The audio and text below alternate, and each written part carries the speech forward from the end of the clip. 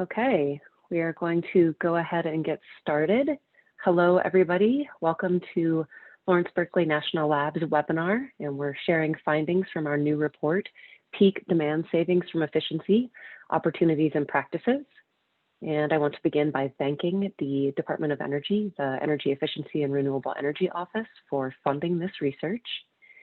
And before we get started, I wanted to cover a few housekeeping items. We are recording this webinar and we'll post it on our website afterwards, after a few days. Because of the large number of participants, everyone is in listen-only mode. We have about 15 minutes reserved at the end of the presentation for moderated Q&A, so please submit your questions into the Q&A box, and you can submit them at any time during the presentation. And the link to the webinar slides and report is going to go into the chat box. One of my colleagues is going to do that in one moment, and that is where the slides and our report and the recording will all be posted. And the slides are there now if you wanted to download them. So today we have three speakers from LB&L's Electricity Market and Policy Department, myself, Sean Murphy, and Chandler Miller. My name is Natalie Mims-Frick, and I'm a program manager at the lab.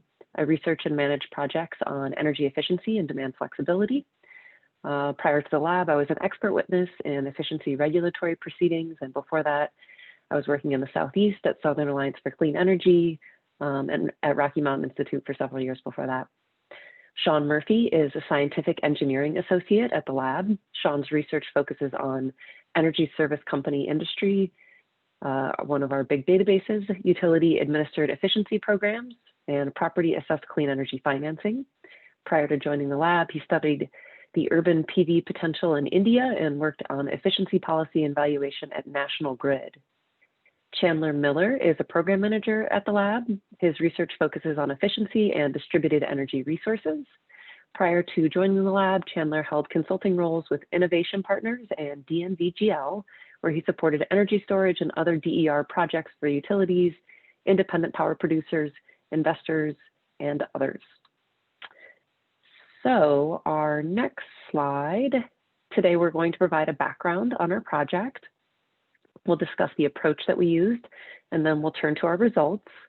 On our results, we'll talk about a program level analysis that we did, and then we'll talk about the cost of saving peak demand and the cost of saving electricity results, a sensitivity analysis that we conducted, and then we will turn to the opportunities that we identified for ways to improve peak demand reporting.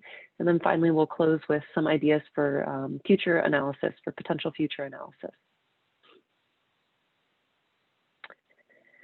Project background. So to begin, what is the cost of saving peak demand and the cost of saving electricity, and why does it matter?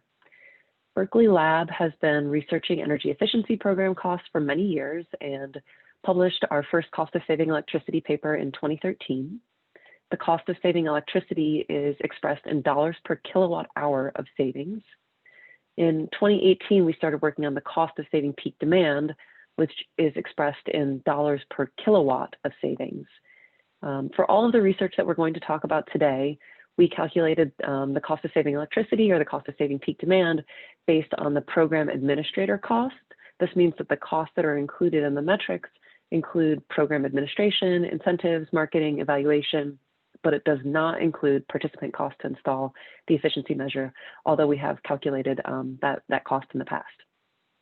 An important note about the research that we're going to talk about today is that the program administrator cost of saving electricity and peak demand are calculated using the same cost. So they can't be combined as two different metrics, or they can't be combined as one metric when you're looking at this research because it would double the program cost. So in the future, we might try and split out the impacts, the efficiency savings and demand impacts to the different costs. But for now, you just have to realize that there's embedded benefits that aren't showing up. So for example, if a program has a cost of saving peak demand of $100 per kW, that means that all of the energy savings associated with it are basically showing up for free. And vice versa, if there's an efficiency program that has a cost of 3 cents a kilowatt hour, then that means that all of the demand savings are showing up for free because all of the costs are embedded in just one of the metrics. Cost of saving electricity and cost of saving peak demand are useful metrics for a variety of purposes, including comparing relative costs of various types of efficiency programs and comparing efficiency options to other demand and supply choices for serving electricity needs.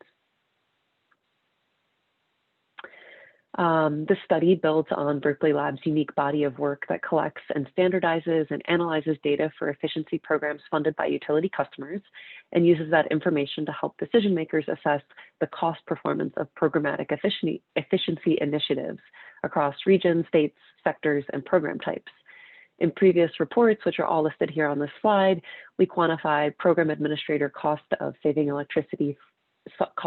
energy for electricity and natural gas, the total cost of saving electricity, including the participant costs, trends in the program administrator cost of saving electricity over time, program administrator and total cost of savings electricity for investor-owned utilities, cost of saving electricity for public power, and cost of saving energy for natural gas. And all of those links are there for those reports. So moving on to our project approach. The study that we're going to talk about today has data from 52 different utilities or program administrators, which in 2018 represented about 60% of the energy and peak demand savings in the United States. And the states that we collected data for are shown in this map, and they're the diagonal striped states. And we built on our 2019 study. So for our 2019 study, we collected data for some of these states, but we added more states and then brought all of the data up to 2019 for this analysis. And we selected states based on a variety of different criteria, including savings, demand reductions, policy guidance, etc. Our research approach for this study, so with few exceptions, all of our data was collected. It relied on the 2014 to 2018 annual reports that are filed by utilities and other program administrators with public utility commissions. And our sample for the studies is 52 utilities. Like I said, we have more than 6,800 program years of data, and about 60% of that has peak demand impacts associated with it. Data fields for our program year include program name, spending information, peak demand savings, annual and lifetime gross and net energy and demand savings, where that's available. And the data that we collected is a range of between 60 and 72% of national spending. So even though it's 15 states, it does represent the majority of spending in the country on efficiency. And we standardized and validated and analyzed all of the efficiency program data consistent with practices that we've used in prior cost of saving electricity analyses. And we also conducted a sensitivity analysis that Sean's going to speak about on program cost and peak demand reductions. And we also did interviews with state representatives on data collection and quantification. And those interviews helped to inform the opportunities that we'll talk about at the end of the presentation about how to improve peak demand reporting that we saw. So the levelized cost of saving electricity and cost of saving peak demand are the cost of achieving electricity savings over the economic lifetime of the actions taken as a result of the program, and it's amortized over the lifetime and discounted back into the year when the costs are paid and the actions are taken. And the cost of saving electricity and peak demand account for expenditures in planning, administration, designing, and implementing programs, and providing incentives to the end users to take actions that result in the energy savings and demand reductions, as well as the cost of evaluating those savings. So in our first study on cost of saving peak demand in 2019, we focused on the first year cost of saving peak demand. And in this study, we're looking at the levelized cost of saving peak demand, meaning that we're spreading the cost over the lifetime of the measure, as we've done with our cost of saving electricity metric for the entire time that we've been working with it. These are the interview questions that we posed to the state staff people that we spoke with. And as I mentioned, these helped to inform the opportunities that we identified for peak demand reductions and reporting on it.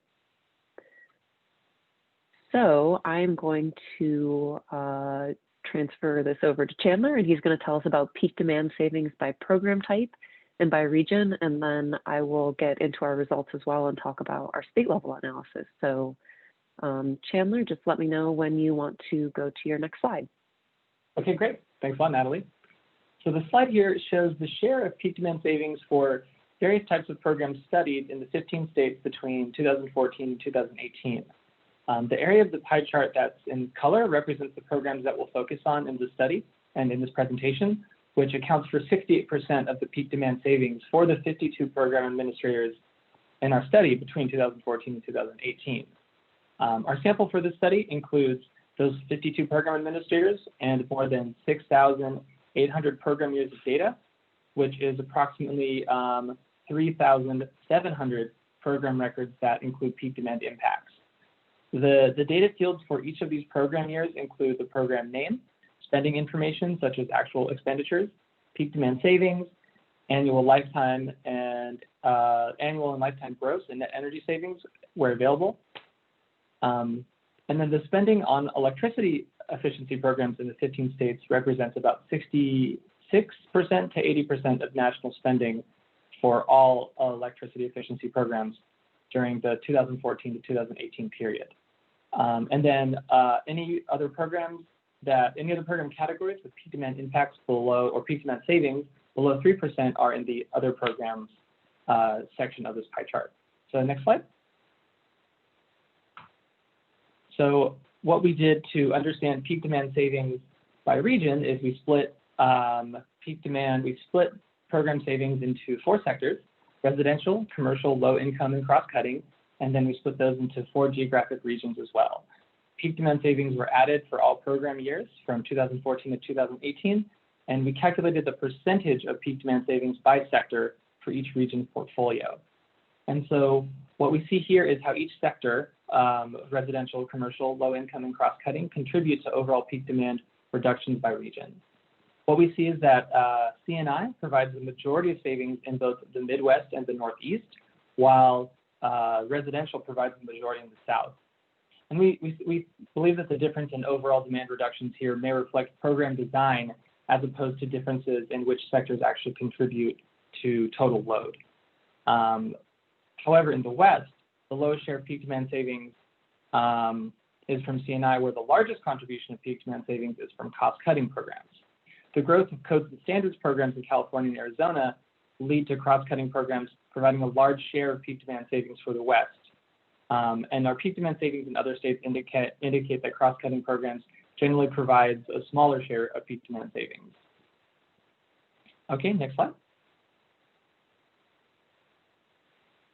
Thanks, Chandler. So now we are going to talk about our state level program analysis. And then after this, Sean's going to get into the cost of saving peak demand and cost of saving electricity. So the next few slides are really just focused on the impact side of things and not the cost side of things. So as part of this analysis, we wanted to better understand what programs are reducing peak demand the most. And so we looked at the demand reductions for each state. And the formula that we used is in this box here. And so it's demand reductions for a specific type of program for all program administrators or utilities in one state for all of the years in the study period divided by all of the demand reductions.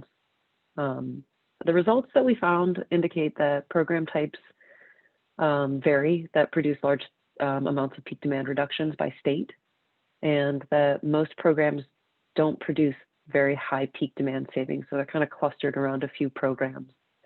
For example, for this data set, the average value for peak demand reduction by program was around 2%, with the median around 0.6%. Residential behavioral and custom C&I programs produced the most peak demand savings in 8 of the states that were included in our study. And residential and commercial lighting were pretty big peak demand impact programs in several states. It was 10%. Residential lighting contributed to 10% of demand savings in 8 states, and commercial lighting was 10% of demand savings in 6 states.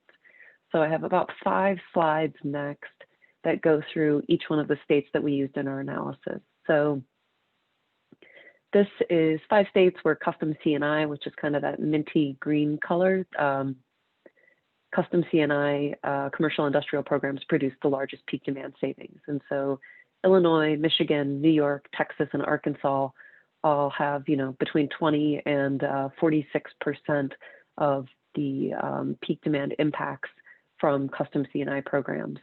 Texas was interesting. It has that low income hot pink slice there. About 16% of the peak demand reductions for the period that we studied came from low income programs in Texas, which was a little bit unusual. And as you can see in Michigan and Arkansas, about 20% of peak demand impacts coming from residential lighting there as well. Residential behavioral had quite a bit of savings for several of our states. So the first 2 pie charts are the Carolinas, North and South Carolina, where residential behavioral contributed about 40% in both states of peak demand impacts. And then they both also had pretty large shares of commercial lighting, around 12 to 14%. And those states have very similar utilities, Duke Energy Progress, Duke Energy Carolinas. So that's why they have such similar portfolios. And then in Pennsylvania, we had about 20% of the peak demand impacts coming from residential behavioral, and then residential lighting again showing up at about 11% for Pennsylvania as one of the programs that produces lots of peak demand savings. Residential and commercial lighting in Colorado and Minnesota, you can see that a hot pink chunk is commercial lighting, which is about 25% in both of those states, and then residential lighting follows up right after that at about 15 to 19%. And then in Massachusetts and Maryland, residential lighting is about a quarter of the peak demand impacts in those states. Maryland follows with residential behavioral, about another 20%. And Massachusetts has a lot of savings coming from CNI Custom. Small commercial was also one of the programs that we saw pop up in several of our states as well. You see that in Maryland and Massachusetts here. And then our last 3 states, there was programs that had higher peak demand savings that didn't really show up in other states. So as Chandler mentioned, California has a lot of peak demand impacts from codes and standards. Those are programs, cross-cutting programs that help support the Code and Standards Title 24, the utilities helping to create and implement those programs. In Florida, residential HVAC had about 20% of the peak demand impacts, which we didn't see pop up too many other places. CNI prescriptive also in Florida at about 20%, that yellow chunk. And then finally in Arizona, we had this general CNI, which was making up about a quarter of their peak demand impacts. That's largely a existing facility commercial industrial lighting program, but because of the way that the utilities classify their programs, it shows up as a general CNI program, but it would be kind of a commercial lighting program. And then residential lighting showing up at about 11% in Arizona as well, with another 11% from behavioral programs. So that was our first look that we've taken, really digging into what the program impacts by state are. And so it produced some pretty interesting results.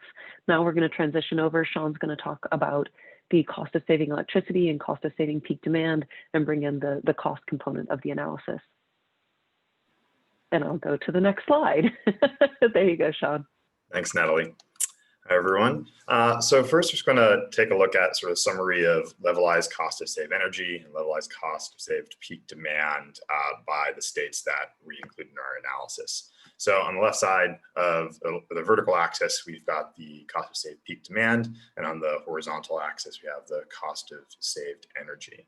And we can see as there's a general linear trend, which we would kind of expect as savings increase for energy, you're going to be saving demand as well.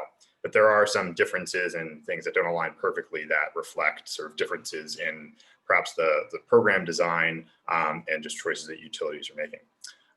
So Florida, for example, has a low cost of saved peak demand. Florida is on the far right of that figure in the sort of teal circle. So a low cost of saved peak demand relative to its cost of saved energy. And this may reflect the program administrator's focus on peak demand savings. So we find that C&I prescriptive programs in particular generate a significant share of the peak demand savings in Florida.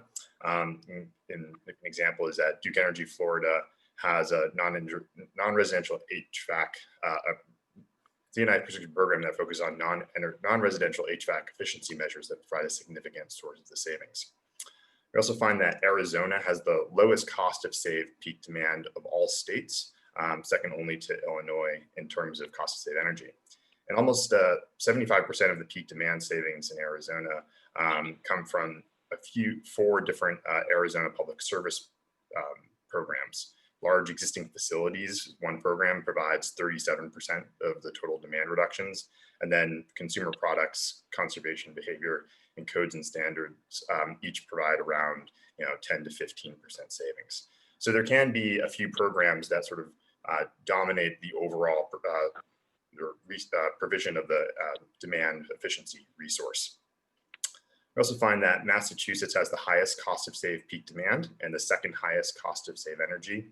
Residential lighting, C&I custom, and small commercial programs produce more than half the peak demand savings in Massachusetts in the 2014 to 2018 period that we analyzed. I'm going to turn things over to Chandler for a moment, and then I'll come back to talk a little bit more about sort of the diversity within the programs that we analyzed. Great, thanks, Sean. Hey, Chandler.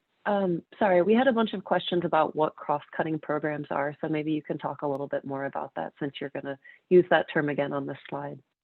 Yeah, absolutely. So what we're showing here is the cumulative peak demand and energy savings over the study period, segmented by CSPD cost bin and market sector. And so these are the same four sectors that we've been covering before. And so what we're talking about when we talk about cross-cutting are programs that can serve multiple customer types. So that can include codes and standards, as well as program support, such as marketing, education, outreach, planning, and evaluation, as well as other things like multi-sector rebates, or even something like cool roof programs, things like that. And so what we're showing here is the individual program years from 2014 to 2018 sorted into levelized CSPD bins. And so what we've done here is on the x-axis, we show the levelized cost of saved peak demand as individual bins. And on the y-axis, we have the portfolio demand savings and the share of portfolio energy savings. And so what you see here is that as we approach $100 per kilowatt, is that about half of the program savings are available. As we reach $200 per kilowatt, 3/4 of all demand savings are available. And what this also is showing is how portfolio demand savings and portfolio energy savings have a somewhat similar trend in where those savings are available by levelized cost of saved peak demand. And so kind of similar to what Sean was saying about certain programs that dominate is that residential consumer products, C&I custom and C&I prescriptive programs, all have a CSPD below $175 per kilowatt and contribute more than 40% of the portfolio demand savings for the period studied. And then I'll hand it over to you, Sean. Thanks, Chandler. So now we're going to take a look at a set of residential and commercial programs that are common in the portfolios that we studied, and things to sort of illustrate interesting trends in cost of saved energy and cost of saved peak demand. So as with the figure before, we've got cost of saved peak demand on the vertical axis and cost of saved energy on the horizontal axis. And we're taking a look at and similarly, we don't find it's sort of more of an upward sloping trend, but I think that partly just reflects the programs that we chose. So we find that residential lighting has the lowest cost of saved energy, cost of saved peak demand of all the residential programs. And of the C&I programs that we considered, C&I prescriptive has the lowest cost of saved energy, and C&I custom has the lowest cost of saved peak demand. On the top right, we see in the pink, low-income programs are costlier both in terms of energy and demand savings. One thing I wanted to point out is that these values are not averages of individual programs, but the levelized cost of all of the programs within a particular program type. Large programs, therefore, can weight the cost of saved energies and cost of saved peak demands low or high, depending on sort of the savings of those individual programs. On the following slides, we're going to be looking at the levelized costs within each program type, and understanding a bit more of the diversity within these broader averages. You can move to the next slide. So taking a look at the same set of programs, we show a distribution of the levelized cost of save energy in a box plot. Just to provide a little context on the figure in case people are unfamiliar with the presentation, the box represents the bottom represents the 25th percentile value of the levelized cost of save energy. The bar in the middle indicates the median value, the 50th percentile, and the top of the box represents the 75th percentile. And the height of that box is what we refer to as the interquartile range. The hats indicate the sort of reasonable limits of what we consider. Outside of that, we might consider them outliers. So the top hat extends to the largest value that's less than the 75th percentile value, plus 1.5 times the interquartile range.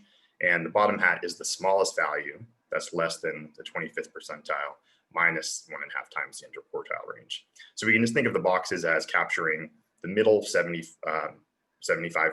of the data, and the hats kind of showing the degree to which those values extend beyond that range without showing the most extreme points. And what we can see is that there's variation in the levelized cost of save energy, both within and between program types, with the greatest variation occurring in low-income programs and the residential home retrofit programs. So we find that between the 25th and 75th percentile in the low-income programs, levelized cost of save energy ranges from 5 cents to almost 20 cents per kWh, and for whole home retrofits from 4 to just over 20. In contrast, lighting programs have the lowest median levelized cost of save energy, coming in at just over a penny per kWh. And they also display the least variation between the 25th and 75th percentile. And I think it also stands out that both residential and commercial programs do come in under 5 cents per kWh. So we have the CNI custom rebate and the CNI prescriptive rebate, both being low cost sources of energy savings and showing sort of little variation. So sort of across all the programs we considered, sort of consistent low cost performance. If you could move to the next slide. So we also take a look at the levelized cost of safe peak demand for the same measures and find largely similar trends, with lighting coming in as the least cost resource on the residential side, with I think levelized cost of safe peak demand just being just over $100 per kW. And again, low income coming in, having the highest median levelized cost of peak demand and the broadest range within those values. So I think that the general takeaway is that there is variation within programs themselves, because the programs we're looking at are across the entire country. There's diversity within the measures that they're offering and in the sort of jurisdictions that they're serving. And also in between these programs, there can be differences, but significant savings are within or under or come in at low cost.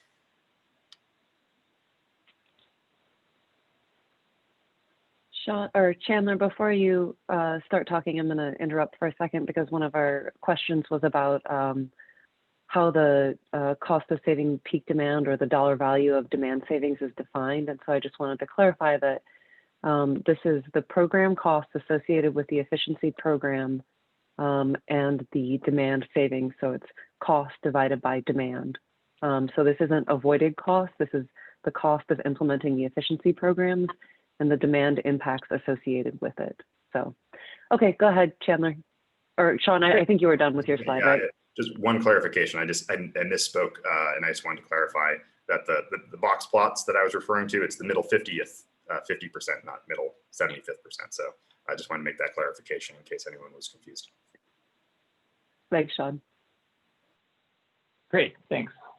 So what we're showing here is the levelized CSPD cost curve. And so we've taken all of the programs and we've arranged them where the x-axis is the peak demand savings as a percentage of portfolio savings, while the y-axis is the CSPD, where all programs with program demand savings above 3% are labeled. And so we calculated this levelized cost of peak demand by grouping individual programs together and calculating a weighted program category lifetime. So we see, sort of as mentioned before, that codes and standards programs have both the highest and lowest CSPD, where the low-cost cross-cutting programs are only codes and standards programs from California to Arizona, whereas the high cross-cutting programs include planning programs such as marketing, education, outreach, as well as multi-sector rebates. Residential and commercial new construction both have lower CSPDs and modest contributions to portfolio savings, while mixed C&I programs have the second lowest CSPD and have a wide variety of measures included in the programs. Residential consumer products, C&I custom, and C&I prescriptive programs all have a CSPD below $175 per kilowatt and collectively contribute more than 40% of the program demand savings for this period. And the median level CSPD value of residential programs is higher than C&I, but more peak demand savings are achieved for residential than C&I. And in our full slides, we include a more detailed cost curve like this that includes more program categories broken out. Great. Back to you. Thanks, Chandler. Yeah, thank you. So I am going to, or no, actually, Sean is now going to talk about our, excuse me, our using our standard peak demand period. And this was our sensitivity analysis that we did. So take it away, Sean. Sure thing. Thanks, Natalie. So the analysis I'm going to walk through builds on work that we did in our 2019 report, where we explored some factors that may account for the observed variation in efficiency, cost of saved peak demand values. And we're trying to understand sort of their sensitivity to climate and understanding how things may vary across programs as well. The thing that we need to kind of contend with is that cost of the utilities report and to sort of define their peak demand savings in different ways that reflect the characteristics of the grid there. So you might find that a peak demand period begins in July in some states, or it extends from June to October in others, and the hours in the day that utilities may consider the peak demands can also change. So it could be from noon to 6 p.m., just 6 to 7 p.m. So when making comparisons across utilities, we needed to find a way to kind of reconcile these differences. And the thing we did was to select assert that there was a common peak demand period that was June through October, 2 to 6 p.m. That kind of captures the broad strokes of a lot of the peak demand periods we observed. And that comes out to 340 hours. And when we take 340 hours and apply that to the demand savings that we observe, you can come up with an estimate of the energy savings that occur within peak demand. So we use this approach to sort of estimate the energy savings that we could say are peak demand energy savings. And then we took that as a share of the annual energy savings. And that this is an estimate of kind of like how peaky certain programs are. Like what is the share of energy savings that we think would have occurred in the peak demand period, as a way of kind of reflecting the orientation of that program towards the peak demand savings. And so we're going to walk through a few examples on different programs, both to illustrate their differences across those programs and their potential sensitivity to climate. And building on the work we did in our last project, we based these climate groupings on ASHRAE classifications of climate. So first we took a look at lighting, and we find that lighting savings do in fact have decent sort of peak demand savings, and they're sort of relatively consistent at doing so sort of within climates and across climates. We didn't observe sort of significant climate sensitivity. So between 4 and 6, the median peak demand energy savings, peak energy savings as a share of annual energy savings, they range between 4 and 6% across those 3 climates. And now you can move to the next slide. So here we take a look at residential HVAC programs, which in contrast to the lighting, we can see there's a clear difference between the sort of the median values of the cool or cold climates and the warm and hot climates, which we might expect given that HVAC savings often come from residential cooling measures, or such as air conditioners, which are going to be much more useful in a warm and hot climate than in a cool and cold climate. And we also find that the sort of share of annual energy savings that occur in peak periods is higher for the residential HVAC programs than the lighting programs. So when in the sort of warm and hot climates, the median value is up near 15%. So that's 3 times as much as a residential lighting program would save in a peak demand period. You can move on to the next slide. Hey, Sean, sorry to interrupt you. I think I forgot to mention that all of the utilities that we gathered data for are summer peaking utilities, and some utilities report both summer and winter KWs, but we didn't include the winter KW reductions in our analysis, but we did record it into our database just for clarification. So our focus for the analysis is summer peaking utilities. Sorry. Sorry, no, thanks, Natalie. So we also took a look at residential behavior programs and the peak savings that they provide. And first thing that stood out is that there are significant savings, peak demand savings, that do come from residential behavior programs. It's larger than what we even see in the lighting programs, with the sort of median values being above 5% in all 3 of these climates, and the sort of bars, the hats extending from the bars, indicating that there are some behavioral programs that are saving that could be saving more than 10% of their annual energy savings in peak periods, which just reflects the sort of ability of these programs to sort of contribute demand reductions. And the savings profile is sort of in between what we observe with lighting and HVAC. So not as peak oriented as HVAC savings, but more peak oriented than residential lighting programs. And sort of as a complement to those residential programs, we took a look at CNI custom programs. Now, CNI custom programs tend to serve large customers, and within those programs, they may install a whole range of measures that include lighting, HVAC, and many other things. So we wouldn't expect as sort of clear a trend with, say, if it were just a CNI HVAC program, similar to residential, may have more sort of climate sensitivity. We still do see some difference between the peak savings as a share of annual energy savings with CNI custom programs between the cold climates and the warm and hot climates. And we're finding that the sort of median savings, peak demand savings, is coming in around between 5 and 6% for these programs, but some have the ability of saving a good deal more.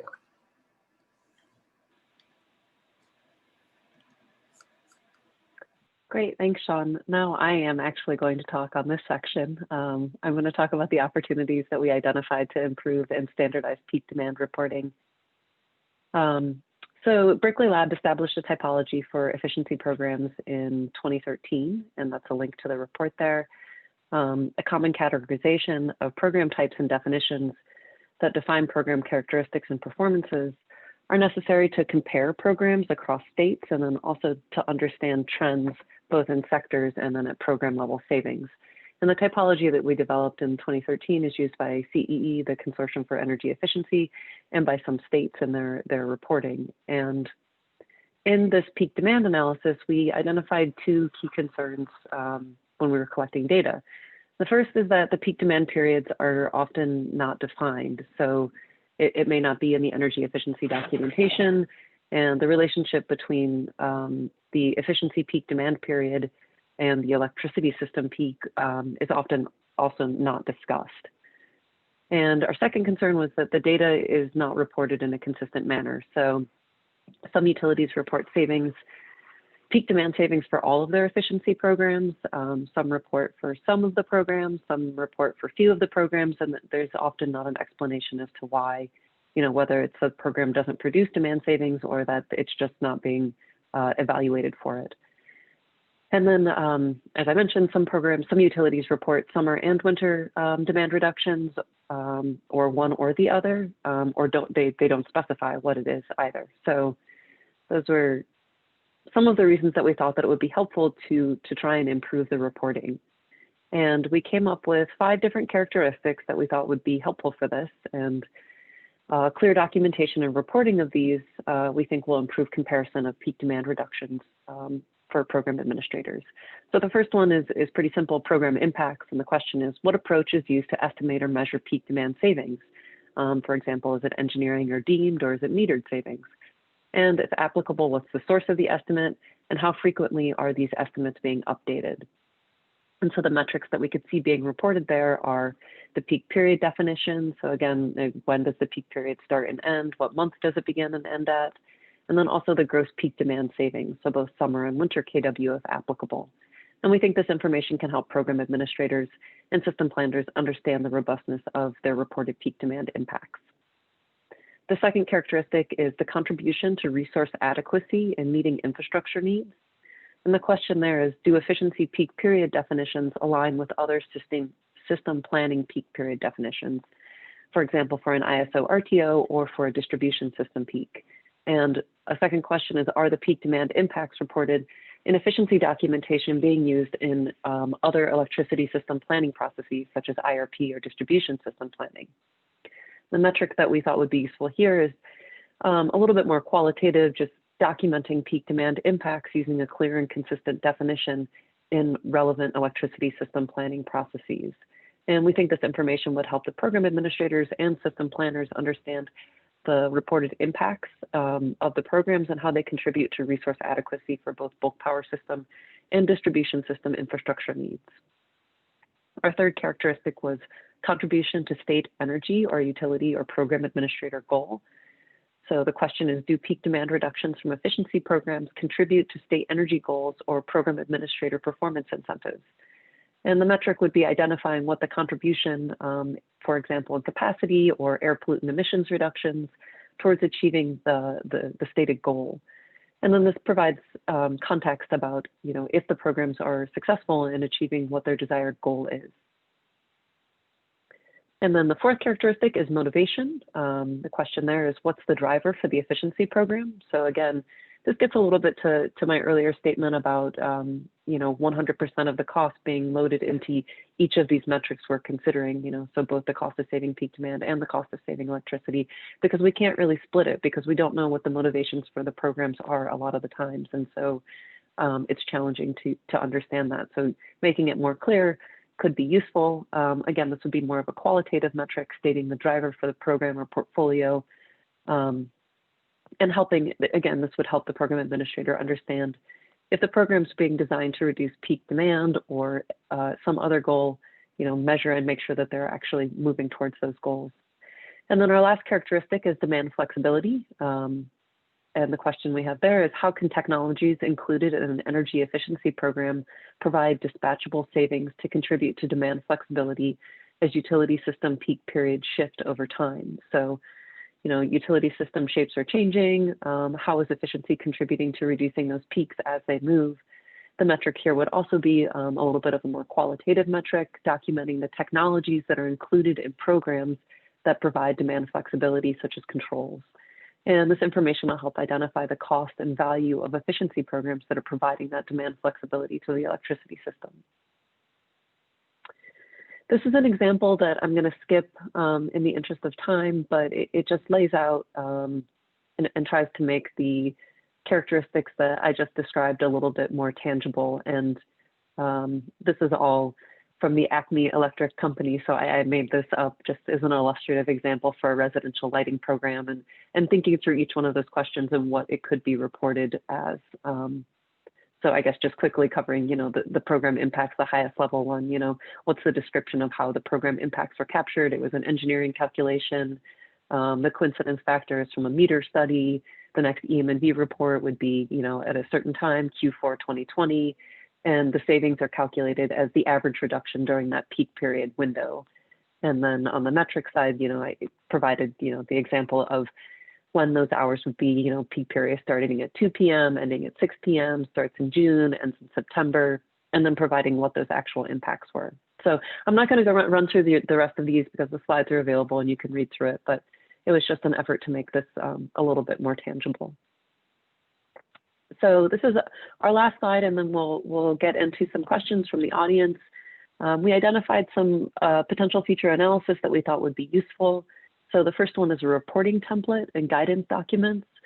So building on the tools that Berkeley Labs already developed and the templates that we've developed for reporting efficiency program costs and savings, create a more robust template that includes reporting on peak demand savings and costs. And we thought this would be useful to collaborate with commission staff and utilities and program administrators to better understand what needs to be in those templates beyond the characteristics that we've identified. The second one is to broaden our data collection to include demand response programs. We were thinking about including demand response programs in our cost of saving peak demand data collection for the utility or program administrator demand response.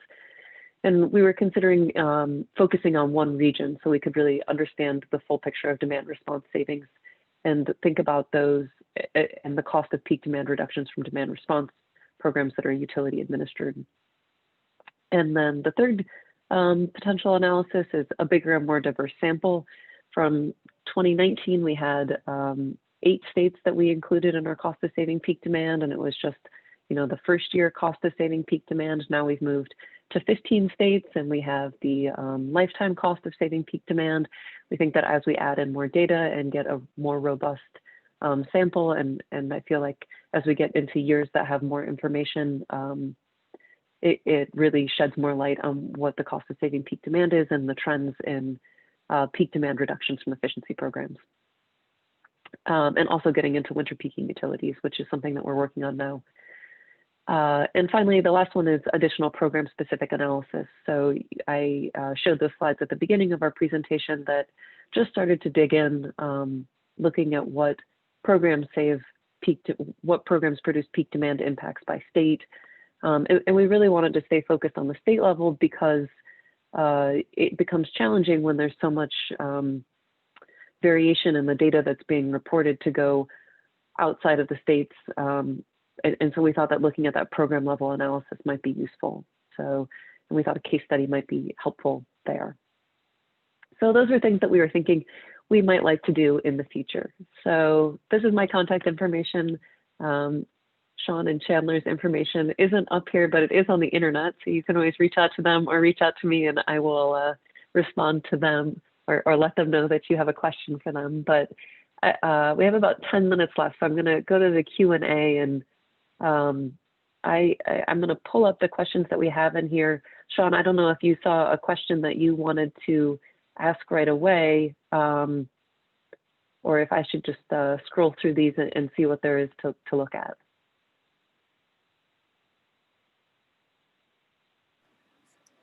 Okay. One I could address off the bat is, so there's just a question about just more detail on the range of the levelized costs of save energy for low income and whole home retrofit programs and what might be behind that. It's on one of the earlier slides, but we found that the widest range we found in the levelized cost of save energy for the select programs that we had was in the low income and whole home retrofit programs. And part of that reflects, particularly for low income, is that the way we categorize low income programs is put, regardless of whether a low income program has a program design that sort of focuses on sort of shallower retrofits that might focus more on lighting or deeper retrofits, we're grouping them all together. So there's a diversity of sort of program design that's within those programs, that's within the low income category that can contain a wide range of measures, some of which are more expensive.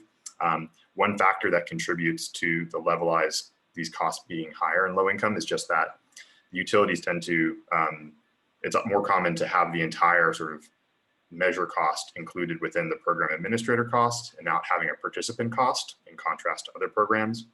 And in whole home retrofit, there similarly can be a wide range in the diversity of measures installed. So some of them are very comprehensive, which leads to higher levelized costs. Thanks, Sean. We had a question about this slide. I think you had said that it appears that there's an upward trend and you thought that that was just because of the programs that we selected. And I don't know if you wanted to say anything else about that. Yeah, so just to quickly clarify, we selected a set of programs that have sort of a range of costs. So, the low income program is the most expensive one we have. And as a result of choosing some lower cost programs and some higher cost programs, it demonstrates there is a sort of range of costs. And when you sort of visualize that, there is this trend. And it's just kind of and I think I was also pointing, like, it does look almost quadratic, but in contrast to the more linear one. But the thing to take away is just there is a range of levelized costs of saved energy and peak demand within these programs, and we're sort of illustrating that range with some select programs that we know are common and important to the structure of these portfolios. Thanks, Sean. So I'm going to run through some of these questions that are a little bit clarifying. So we had a question about how the study addresses hourly and seasonal resource shapes of efficiency measures and programs in order to determine peak contribution. And the short answer is that we're taking the reported peak demand savings from the program administrator, and that's how we are capturing them here. So we're not interpreting the results beyond recording what the program costs are and what the energy savings are and what the demand reductions are, and then grouping them together. So we're not looking at seasonal resource shapes. The utility would be the ones determining that when they're defining what their savings are for their programs. So it's a little bit of a punt, but I just wanted to clarify that we are just using reported data from the utilities for this analysis. We haven't tried to clean up or clarify any of it. And then there was another question clarifying, if you show a cost of $200 per kW, you're loading the entire program cost into the kW impact, and any kWh savings are essentially free in that context. And that is right, and that's something that I want to emphasize because it's pretty important that it's clear that the metrics that we're using are sharing the program cost. And so we're just looking at it from two different perspectives, one of the energy perspective and one of the demand savings perspective. I did also mean to say when I was talking about the hourly and seasonal resource shape of efficiency measures, a shameless plug for one of our other projects that we have at LBNL, the End Use Load Profile project, which we're working on with the National Renewable Energy Lab. And if you Google, End Use Load Profiles for the United States building stock, you should come on NREL or LBNL's page. We're developing load profiles that are representative of the entire residential and commercial building stock, and those will be publicly available to everyone for free the third calendar year of this year. Third quarter of this calendar year is what I meant to say. So those will be available and will be a very useful tool for both efficiency planning and many other purposes. Let's see, let's see what other questions we had coming in. We had a question about specifically if Encore was included in this analysis, and it was. In Texas, we definitely included, I think, 7 investor-owned utilities in Texas, and if our cost of saving electricity database is available to the general public.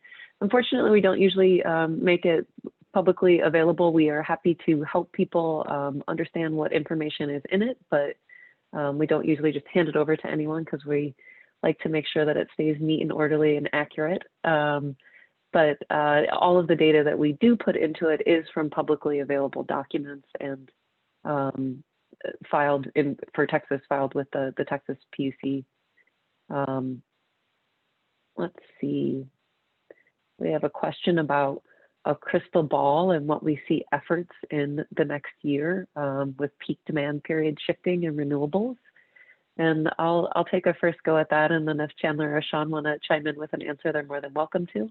I think that there is definitely a shift and more interest by utilities and program administrators in understanding the peak demand impacts from efficiency programs and understanding how they play with other DERs and thinking about how they can be aggregated together to be a flexible and dynamic resource and also a very low cost resource. And so I think that as we continue doing this analysis and gather data, from 2019 and 2020, that we'll start seeing a lot clearer trends as utilities become more focused on reporting demand savings and thinking about it in ways that, historically we haven't focused on demand savings from efficiency programs. We've only thought about energy savings. So I think that it will continue to grow and there'll be more focus on it, but Chandler or Sean, I don't know if you have anything that you want to add to that.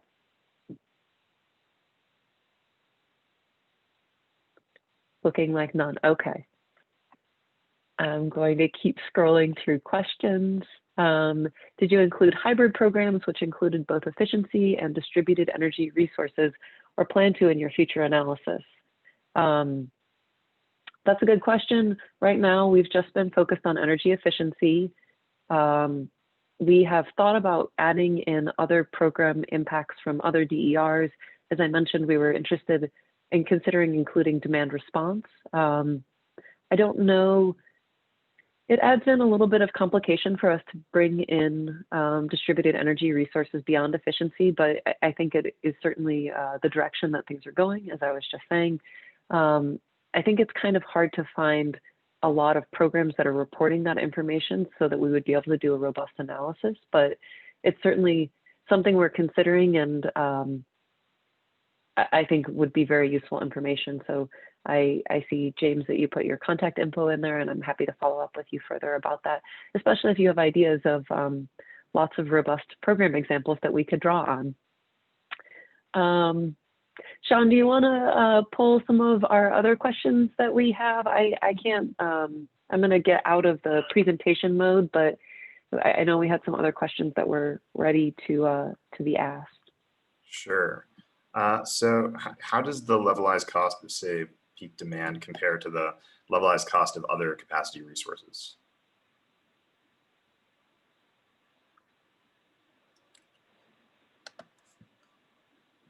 Yeah, so I can. That's a question for Chandler. I thought that might be one up your alley. Yeah, so we compared some of our results to the cost of energy reported by Lazard's report from 2020. And if you look at that report, you'll see that the capital cost of conventional sources ranges from $700 to $1,300 per megawatt hour, or sorry, per megawatt, while utility scale solar ranges from $900 to $1,100 per megawatt. And that is capital cost, not levelized cost, but in comparison, half of all program demand savings collected are available at cost of saved peak demands less than $100 kilowatt, and 3/4 of all of the demand savings were available at a cost of saved peak demand less than $200 per kilowatt.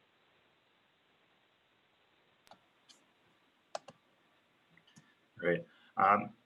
So a couple times we were taking a look at cross-cutting programs, and someone was asking why there is a why is there a large polarization for cross-cutting programs? Where do they have the lowest or highest levelized cost of saved peak demand? Yeah, and I think that question came up earlier, and we covered that a little bit. So the reason we see that is because cross-cutting programs include codes and standards programs, as well as other types of programs such as planning, evaluation, marketing, multi-sector rebates. And we see that the codes and standards programs are significantly lower than really any other programs we looked at, while the other cross-cutting programs are higher than any of the other programs that we looked at. And so that leads to that polarization within the cross-cutting program category. And I think the one other thing to add on that is that some of the cross-cutting programs reported demand reductions were quite low. And so when you are adding the cost to a very low demand savings, it shows up as being a very high cross-cutting cost. But it looks like I get to have a last word since we're at the top of the hour. And I want to thank everyone for listening in, and please let us know if you have any other further questions. Sean and Chandler and I are available for questions and follow-up. You have my email address, and we appreciate you listening in. Thank you, everybody.